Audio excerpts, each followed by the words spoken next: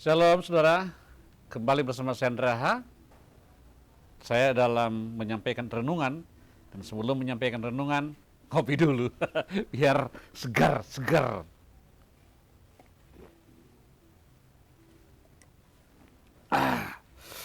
Baik, kali ini judul renungan adalah membangun keluarga yang menang atas dosa.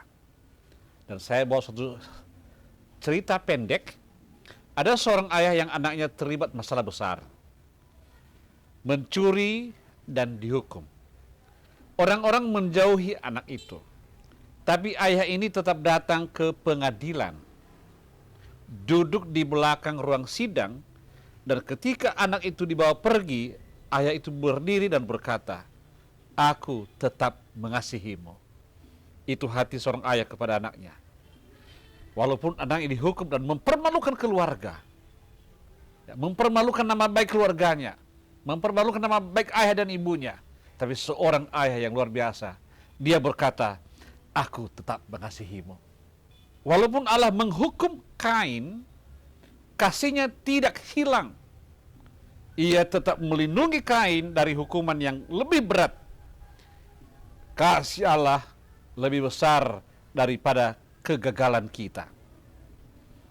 Saudaraku, dalam nama Tuhan Yesus, persembahan iman itu memberi yang terbaik kepada Allah.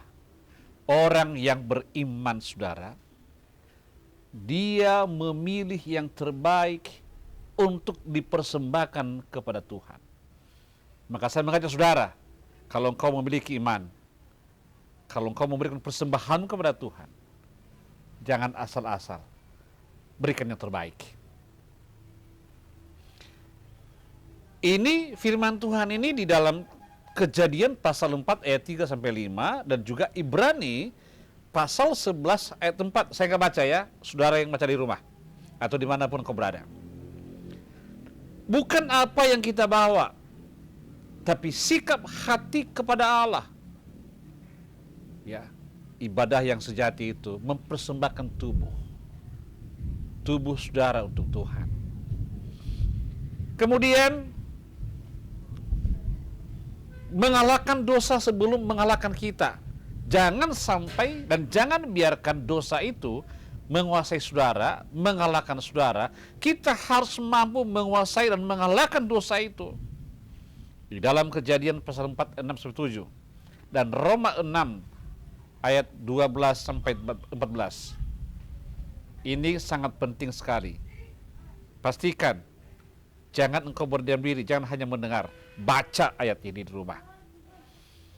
Saudaraku, dalam nama Tuhan Yesus, dosa selalu mengintip kita.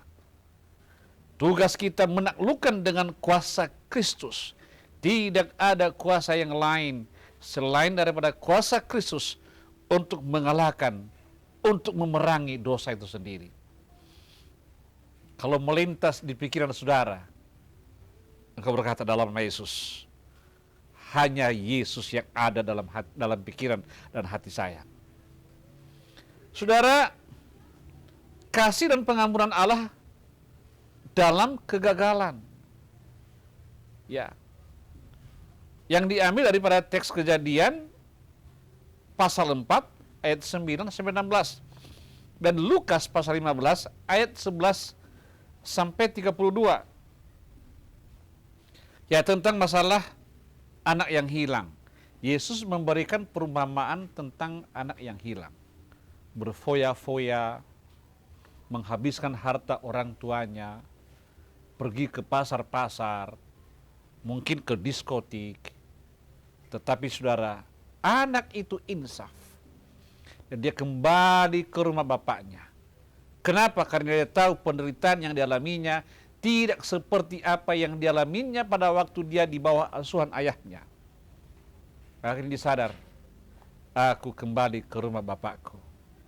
Saat ini kalau engkau kembali kepada Tuhan, Tuhan mengampuni saudara. Tuhan menerima saudara. Bahkan kalau engkau kembali kepada Kristus, malaikat surgawi berpesta-pesta, bersuka cita, berlaksa-laksa malaikat surga. Mereka bersukaria menyambut saudara dan saya. Ini sangat penting bagi kita. Maka datanglah kepada Tuhan. Hari ini, jangan lama-lama. Hari ini juga datang pada Yesus. Allah tetap menyediakan kasih dan perlindungan bagi yang bertobat. Jangan kau berkata banyak dosaku. Karena banyak dosa, maka kita datang kepada Tuhan. Jangan kau biarkan dosa itu mengakar, ya, menggurita dalam hidup saudara, sehingga di wajahmu tidak terpancar kemuliaan Allah. Tapi dengan adanya Yesus, ada Roh Kudus yang mengubahkan engkau.